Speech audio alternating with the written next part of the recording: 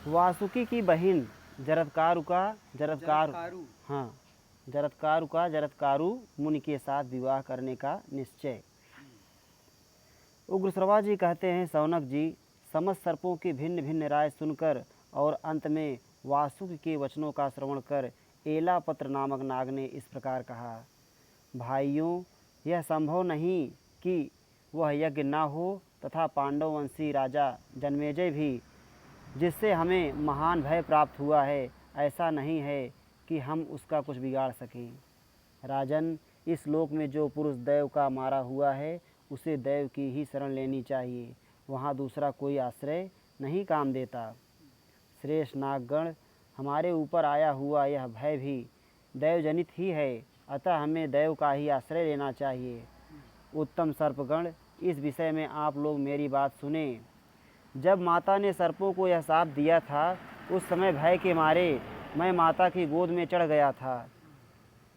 पन्नग प्रवर महातेजस्वी नागराजगण तभी दुख से आतुर होकर ब्रह्मा जी के समीप आए हुए देवताओं की यह वाणी मेरे कानों में पड़ी, अहो, स्त्रियां बड़ी कठोर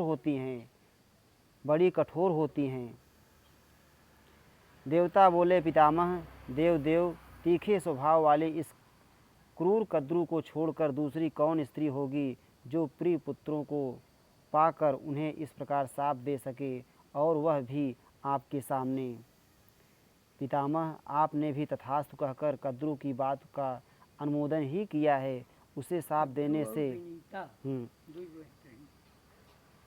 देने से रोका नहीं है, इसका क्या कारण है, हम यह जानना चाहते हैं। ब्रह्मा जी ने कहा, इन दिनों भयानक रूप और प्रचंड विष वाले क्रूर सर्प बहुत हो गए हैं जो प्रजा को कष्ट दे रहे हैं। मैंने प्रजाजनों के हित की इच्छा से ही उस समय कद्रू को मना नहीं किया। जन्मेजय के सर्प यज्ञ में उन्हीं सर्पों का विनाश होगा जो प्रायः लोगों को डसते रहते हैं, क्षुद्र स्वभाव के हैं और पापाचारी तथा प्रचंड विष वाले हैं, किंतु जो धर्मात्मा हैं उनका नाश नहीं होगा। वह समय आने पर सर्पों का उस महान भय से जिस निमित्त से छुटकारा होगा उसे बतलाता हूँ, तुम सब लोग सुनो। यायावर कुल में जरत्कारु नाम से विख्यात एक बुद्धिमान महर्षि होंगे। वे तपस्या में तत्पर रहकर अपने मन और इंद्रियों को संयम में रखेंगे। उन्हीं के आस्तिक नाम का एक महातपस्वी पुत्र उत्पन्न होगा जो उस यज्ञ को बंद करा देगा। अतः जो सर्प धार्मिक होंगे वे उसमें जलने से बच जाएंगे। देवताओं ने पूछा, ब्राह्मण, वे मुनि शिरोमणि महातपस्वी शक्तिशाली जरत्कारु किसके गर्भ से अपने उस महात्मा पुत्र को उत्पन्न करेंगे?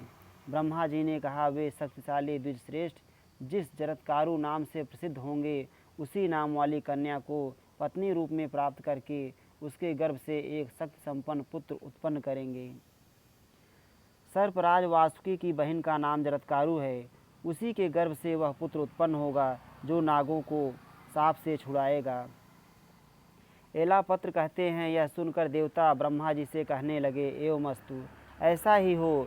देवताओं से ये सब बातें बताकर ब्रह्मा जी ब्रह्मलोक में चले गए।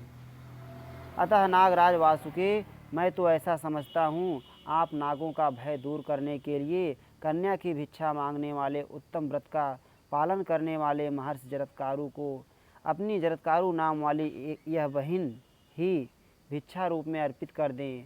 उस शाप से छूटने का यही उपाय मैंने सुना है। इत श्री महाभारते आदि पर्वणि आस्तिक पर्वणि एलापत्रवाक्ये 38 अध्यायः। इस प्रकार श्री महाभारत आदि पर्व के अंतर्गत आस्तिक पर्व में एलापत्र वाक्य संबंधी 38वां अध्याय पूरा। श्री राधा वल्लभ लाल की जय।